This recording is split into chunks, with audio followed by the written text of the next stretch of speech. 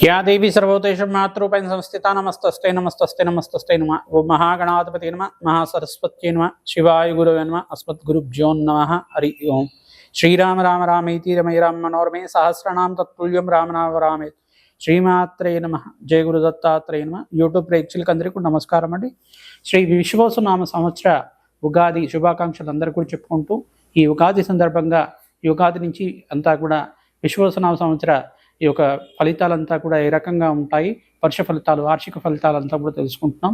ఈ యొక్క గోచారరీత్యా వివిధ గ్రహాల యొక్క స్థితిగతి ఆధారంగా, గ్రహాల యొక్క కలయిక ఆధారంగా ఫలితాలంతా కూడా ఆధారపడి ఉంటాయి. కావున ఈ యొక్క వర్ష ఫలితాలు, వార్షిక ఫలితాలు అంతా కూడా తెలుసుకొని ఈ యొక్క పరిహారం అంతా చేసుకోవడం వల్ల శీఘ్ర శుభ ఫలితాలు రావడానికి ఆస్కారం ఉంటుంది. మేషాది ద్వాదశ రాశి వాళ్ళకి ఎటువంటి ఫలితాలు ఉంటాయి తెలుసుకుంటాం.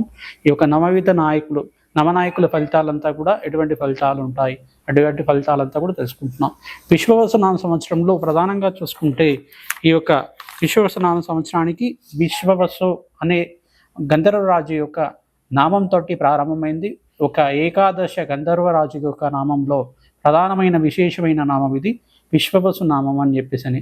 విశ్వవసు అనే గంధర్వరాజు ఎటువంటి వాడయ్యా అని చెప్పేసి అంటే, మానవ జీవితంలో అన్యోన్యమైన దాంపత్య కోసం కానీ, వివాహాది శుభకార్యాలు జరగాలన్నా కానీ ఈ యొక్క గంధర్వరాజు అనుగ్రహం శీఘ్రంగా ఉండాలట.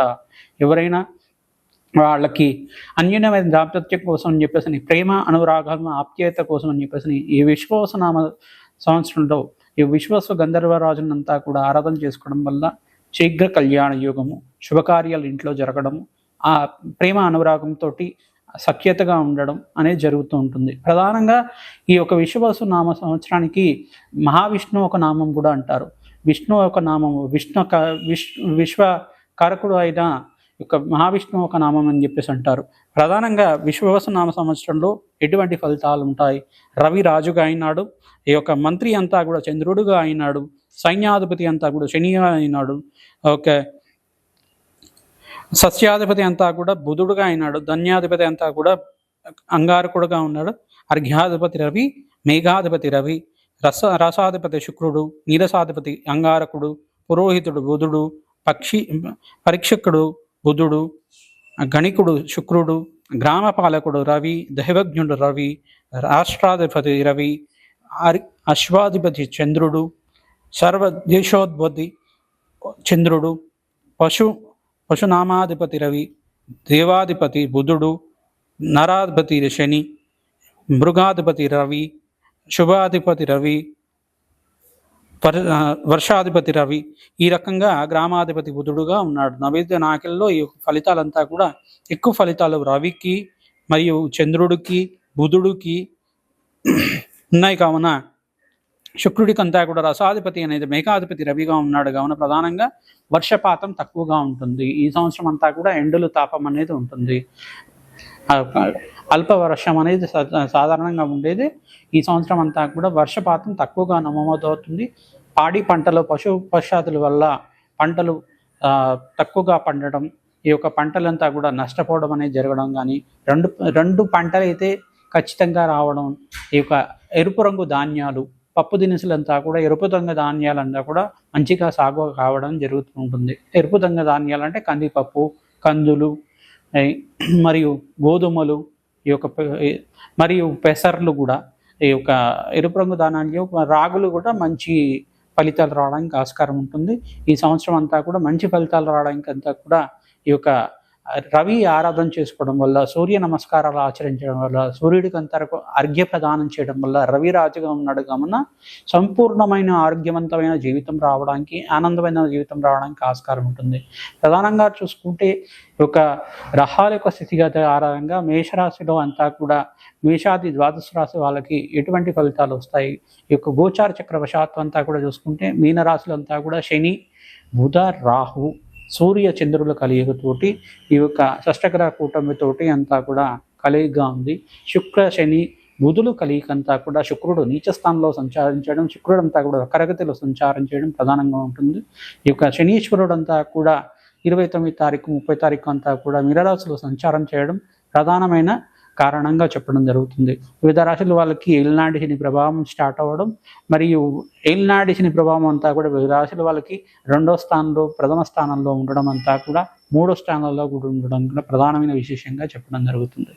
ఈ యొక్క అర్ధాష్టమ శని ఏ రాశుల వాళ్ళకు ఉంది, ఈ యొక్క అష్టమ శని దోషం ఏ రాశి వాళ్ళకు ఉన్నది, సర్వగ్రహ దోష నివారణార్థం ఏ పరిహారాలు చేసుకోవాలో ప్రధానంగా తెలుసుకుందాం. ఈ యొక్క పంచాంగ విశేషాలు అంటే ప్రధానంగా తిథి వార కరణ నక్షత్ర యోగాలు అని చెప్పేసి అంటారన్నమాట. తిథి వార నక్షత్ర కరణ యోగాలు ఈ యొక్క 5 విభాగాల కోసం విశేషంగా నక్షత్ర యొక్క భావ ఫలితాలతో పాటు తిథి యొక్క భావ ఫలితాలు, వారం యొక్క భావ ఫలితాలు, జ్యోతిష్యం యొక్క భావ ఫలితాలు అంతా కూడా చెప్పేది, విశ్లేషాత్మకంగా చెప్పేదే జ్యోతిషము.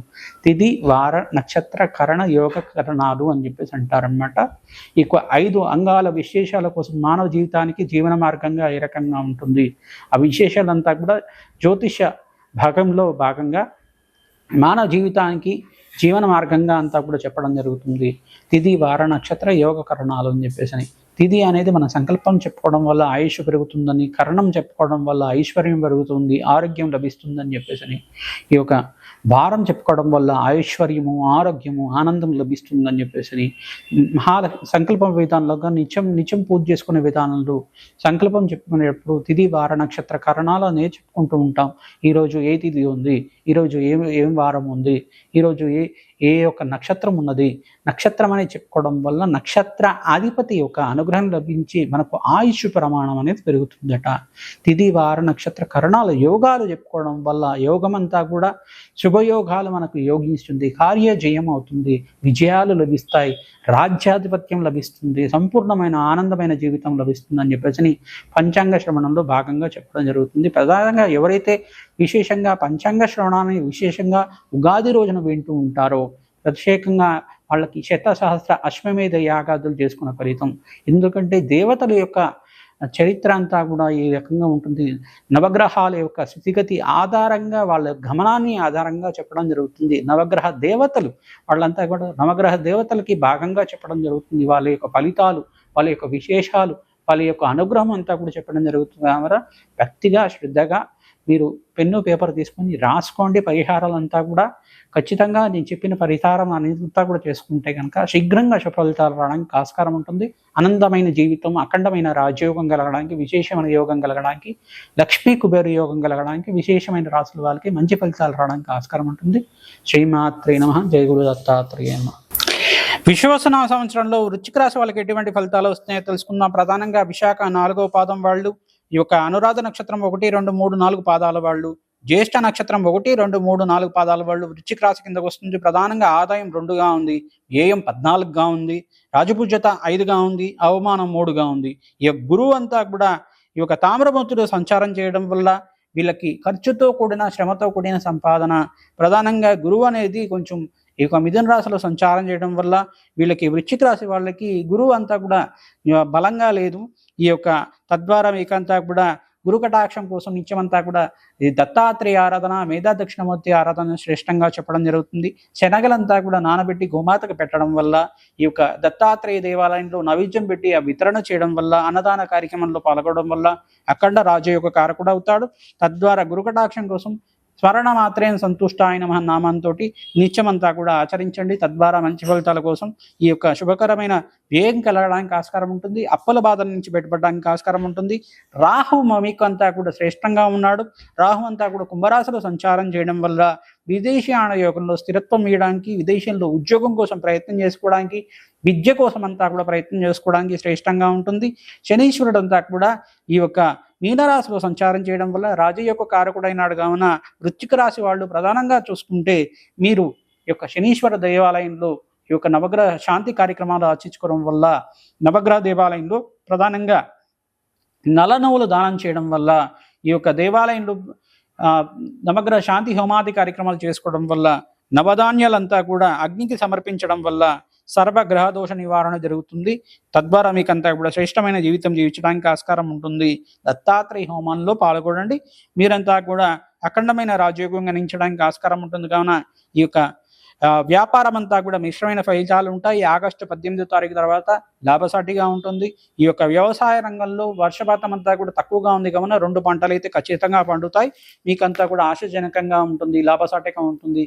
వ్యాపార రంగంలో మార్పు కోసం ప్రయత్నం చేసుకోవాలనుకుంటే కనుక ఆగస్టు 18 తర్వాత శ్రేష్టంగా ఉంటుంది కావున మే 15వ తారీఖు కానీ ఆగస్టు 18వ తారీఖు కానీ ఈ యొక్క గ్రహాల యొక్క స్థితిగతి అంతా కూడా శ్రేష్టంగా ఉంటాయి కావున ఈ పరిష్కారం అందరికీ కూడా చెప్పడం జరుగుతుంది. ప్రతినిత్యం కూడా మీకు శక్తి కొలది అన్నదాన కార్యక్రమంలో పాల్గొనండి.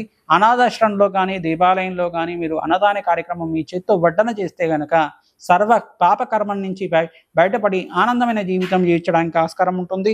ఈ సంవత్సరం అంతా కూడా మిశ్రమైన ఫలితాలు ఉన్నప్పటికీ కూడా కొన్ని గ్రహాల యొక్క స్థితిగతుల ఆధారంగా ఈ యొక్క శని రాహులంతా కూడా శ్రేష్టంగా ఉన్నారు. సూర్య భగవానుడు ఈ యొక్క గ్రహాల యొక్క స్థితిగతి ఆధారంగా మీకు అంతా కూడా మంచి ఫలితాలు రావడానికి ఆస్కారం ఉంటుంది. సూర్యనారాయణని ఆరాధన చేసుకోండి. సూర్యాయ నమః, అర్కాయ నమః, మిత్రాయ నమః, భానవే నమః, పూషాయ నమః, మార్తాండాయ నమః, సర్వలోక పితామహాయ నమః, ప్రచండ తేజసే నమః, భానవే నమః, ప్రచండ తేజసే నమః, మార్తాండాయ నమః నామంతోటి ఈ యొక్క వృశ్చిక రాశి వాళ్ళు సూర్యారాధన చేసుకోవడం, సూర్య అష్టకాన్ని చదవడం వినడం వల్ల, సూర్య కవచాన్ని వినడం వల్ల అఖండ రాజయోగం కలిసి వస్తుంది. సంపూర్ణమైన ఆనందమైన జీవితం, అఖండమైన ఆరోగ్యవంతమైన జీవితం లభించడానికి ఆస్కారం ఉంటుంది. ఈ సంవత్సరం కొంచెం మిశ్రమైన ఫలితాలు ఉన్నప్పటికీ కూడా అఖండ రాజయోగం కలిసి వస్తుంది కావున గోమాత సేవ అందరూ కూడా ఆచరించాలి. రావి చెట్టు పూజన అంతా కూడా చెయ్యాలి. ప్రతినిత్యం కూడా 11 ప్రదక్షిణాలు చేసుకోండి. తద్వారా మంచి ఫలితాలు వస్తాయి. శ్రీమాత్రే నమః.